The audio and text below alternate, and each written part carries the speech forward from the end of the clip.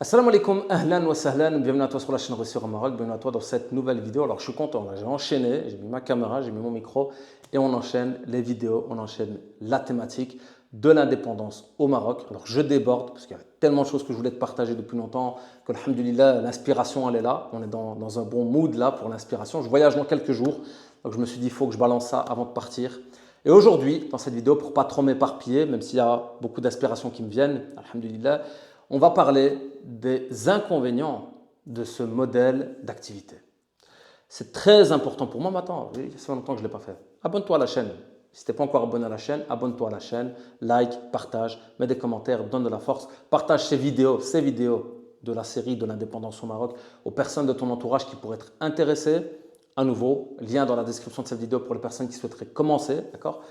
Et on poursuit. Et aujourd'hui, je vais te parler des inconvénients de ce modèle d'activité. Car oui, il n'y a pas que des avantages. C'est comme la vie au Maroc et c'est comme la vie en général. Les personnes qui croient que tout va bien se passer, qu'il va y avoir le tapis rouge et que tout va être rose, vous vous trompez sur la vie. Vous manquez de maturité et vous manquez de raison. D'accord? Et ça me fait rire quand je reçois des commentaires où ouais, mais le Maroc, parle un peu des inconvénients du Maroc. On peut en parler, mais ça me sert à quoi, moi? On sait qu'il y a des inconvénients au Maroc. Si c'est pour prévenir les gens d'être attentifs à certains niveaux, oui, et ça je le fais spontanément. Mais si c'est pour jeter des pierres sur la population ou sur quoi que ce soit, je ne suis pas venu dans cette démarche. Ce n'est pas mon mindset, ce n'est pas mon état d'esprit, ce n'est pas ma croyance, ce n'est pas mon délire. D'accord? Donc les personnes qui croient que tout va être rose dans leur activité, même si c'est une activité en ligne, dématérialisée, d'accord, avec tous ces avantages-là qu'on a déjà cités, qu'on continuera à citer, mais qui croient qu'il n'y a pas de challenge, on ne va pas dire d'inconvénient, on va parler de challenge, qui croient que tout va être facile tous les jours, vous vous trompez. Je vais vous citer ici quelques inconvénients, quelques challenges, on va les appeler challenge. Inconvénient, c'est un grand mot, parce qu'inconvénient, ça voudrait vraiment dire que ah, j'aime pas. Non, c'est des choses en fait qui vont te challenger et qu'il va falloir solutionner. Et tu vas trouver que derrière ces choses-là, il y a toujours des solutions en fait. Il y a toujours des solutions. Je vais te donner un exemple concret. Travailler à la maison. Ici, voilà, travailler à la maison, pour moi, ça a été un choix qui a été fait en second plan. D'accord?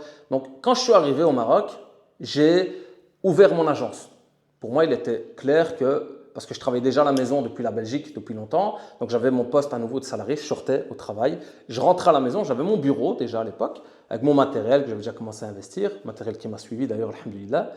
Et je travaillais donc dans ma pièce. J'avais déjà la petite qui venait de venir au monde, qu'Allah subhanahu wa ta'ala protège nos enfants, comme je le dis toujours. Mais c'était pas évident. Je sentais déjà un petit peu la complexité. Voilà, moi il me faut du calme. En même temps, ben, ça vit à la maison. Hein. Je peux pas séquestrer ma famille. Donc forcément, ben, voilà, il y avait déjà ces challenges à l'époque. Et quand je suis venu vers le Maroc, je me suis dit non, je peux pas continuer à travailler à la maison. J'ai ouvert mon bureau, j'ai commencé à l'aménager, je m'y rendais tous les jours, tous les matins, j'ai accueilli des personnes, des collaborateurs qui sont venus travailler avec moi, le chemin classique d'une agence, d'une entreprise. Et puis ça m'a dérangé, je me suis dit non, moi ce que je souhaitais c'était la liberté géographique. Donc moi je ne suis pas venu pour me renfermer dans cette vie de société, etc. Ça ne m'intéresse pas moi. Comme je vous exposais déjà les avantages, prendre mon PC, aller n'importe où dans le monde. D'accord? Donc pour pouvoir garder cette flexibilité, cette liberté-là, cette mobilité, euh, j'ai fait le choix à un moment de diminuer mes charges, donc arrêter de louer un bureau et ramener à nouveau mon matériel à la maison, continuer à travailler à la maison. Aujourd'hui, alhamdoulilah, j'ai mon bureau à la maison, ça c'est indispensable. Si tu es indépendant, si tu as des projets, de toute façon n'importe quel entrepreneur aujourd'hui a un bureau chez lui, d'accord, donc c'est la base, ne fût-ce qu'une table avec quelques papiers dessus. Et son PC, je pense que tout le monde a un PC aujourd'hui, sauf si je me trompe. En tout cas, il te faudra un PC si tu veux travailler. Ce sera plus facile que sur le téléphone. Mais voilà, aujourd'hui, je suis très challengé par cette dimension-là. Parce qu'aujourd'hui, alhamdoulilah, on a deux petites filles, qu'Allah les préserve, qui sont en bas âge, qui font du bruit, c'est normal, qui ont besoin de leur espace à la maison. On a besoin de vivre, tout simplement. Et moi, j'ai besoin de séparer la dimension professionnelle et la dimension personnelle. L'idée de rentrer chez soi et de laisser le travail derrière soi, c'est une idée que je souhaite garder, même si aujourd'hui, je n'arrive pas encore à suffisamment la réaliser. Je connais les solutions par rapport à ça. C'est pour ça que je parle de challenge. Je n'ai pas dit que c'était figé. Il y a un choix qui fait qu'il y a ce confort de pouvoir travailler à la maison, tu te réveilles, tu n'as pas besoin de te déplacer. Donc, tu es plus productif malgré tout d'un point de vue disponibilité. Parce que voilà, tu es là, c'est à portée de main, tu arrives, tac, tac, tu te connectes, tu sais facilement travailler. Si tu veux travailler jusqu'à minuit parce que tu es en forme, etc., les enfants ils dorment, etc., tu peux le faire. Il n'y a rien qui t'en empêche. Et puis, tu peux aller te reposer directement. Donc, il y a tous ces avantages-là de proximité, de disponibilité, etc., de facilité. Mais je vais t'expliquer comment j'organiserai mon activité aujourd'hui. Maintenant, il y a les inconvénients à nouveau que tu obliges un peu ta famille à s'adapter, ce qui n'est pas toujours évident. Des fois, les enfants, ils viennent, machin, ils veulent parler avec toi, ils veulent rigoler avec toi. Et toi, tu es en plein stress, tu vas te prendre la tête avec un truc là qui t'a pris la tête, tu commences à t'énerver sur les enfants, c'est pas bon, tu vois. Donc voilà, il y a ce challenge-là, c'est un challenge, c'est un vrai challenge, le fait de travailler à domicile, avec les avantages que ça procure à nouveau et les inconvénients. Puis il y a la petite tentation, moi je ne suis pas quelqu'un qui dort beaucoup, alhamdoulilah, mais des fois il y a la tentation d'aller se coucher, de ne pas être trop... comme quand tu es sur ton lieu de travail où tu es obligé de rester, tu es obligé d'être productif. Donc des fois il y a cette facilité-là de t'échapper un petit peu de ton travail et qui peut des fois être intéressante, mais des fois qui peut te porter préjudice. Donc voilà, le fait de travailler à domicile, ça a des avantages et des inconvénients. Quelle serait pour moi la solution aujourd'hui? C'est très simple. C'est un business center, un espace de coworking. J'avais déjà exploité cette piste à Liège avec Spaces, ça s'appelait Spaces.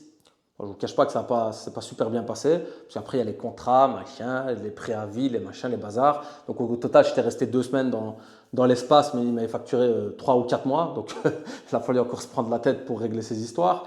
Mais voilà, c'était super intéressant, c'était un super bel endroit, juste en face de la gare des Guillemins pour les personnes qui connaissent. Tout nouveau, bureau flambant neuf, magnifique, luxueux, plein de spots intéressants pour faire des vidéos, etc. Ils ont même des bureaux ici d'ailleurs à Rabat, etc. C'est la raison pour laquelle j'avais pris un abonnement chez eux pour avoir accès à leur espace de coworking, parce que j'avais pour idée que quand je viendrai au Maroc, j'irai travailler à Rabat, chose que je n'ai pas fait parce que j'habite à Kenitra. Et je ne vais pas aller travailler à Rabat tous les jours, 40 minutes de route pour aller travailler dans un bureau business center. Maintenant, il y a des business centers à Kenitra. Si tu as un business center à Kenitra, contacte-moi. On va donner de la visibilité, on va ramener du monde. Je viens travailler là-bas sur place. D'ailleurs, mes consultations en présentiel maintenant, je les propose dans ces endroits. C'est-à-dire que si tu souhaites réserver une consultation en présentiel, on peut réserver un créneau dans un des business centers de Kenitra. Je peux venir jusqu'à Rabat, dans les environs, etc. Limite Tanger, je peux venir aussi. Mais voilà, aujourd'hui, c'est ça pour moi la solution. C'est un espace de coworking. Ou alors l'achat d'un bureau. L'achat d'un bureau, ça peut être intéressant aussi si tu as les capacités financières de le faire. Plutôt que de venir louer ici, c'est d'acheter directement un bureau. Ici, pas loin de la maison, il y a des beaux bureaux nouveaux, donc dans le boulevard vers Média, des nouveaux bureaux dans les 25-30 000 euros. Donc voilà, ça peut être intéressant. Maintenant, ce n'est pas très spacieux ni rien, mais au lieu de dépenser ton argent dans la location, si tu en as les capacités, clairement, d'acheter et d'acquérir un bien, c'est toujours intéressant. Parce qu'après, tu peux le revendre ou alors après, tu peux le mettre en location. Ça fait des revenus. D'accord? Donc voilà, c'est pour moi les 2 solutions. Solution facile, c'est un espace de coworking.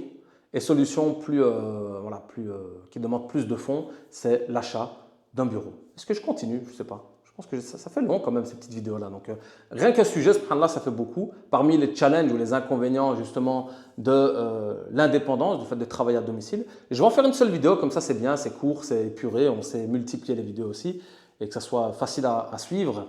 Mais je vais continuer. N'hésite pas si tu as des questions en commentaire, je pourrai traiter les sujets. Je vais continuer dans cette lancée et te parler d'autres challenges de l'indépendant. J'avais oublié qu'Allah subhanahu wa ta'ala facilite. Barakallahu fikum wa salam alaikum wa rahmatullahi wa barakatuh.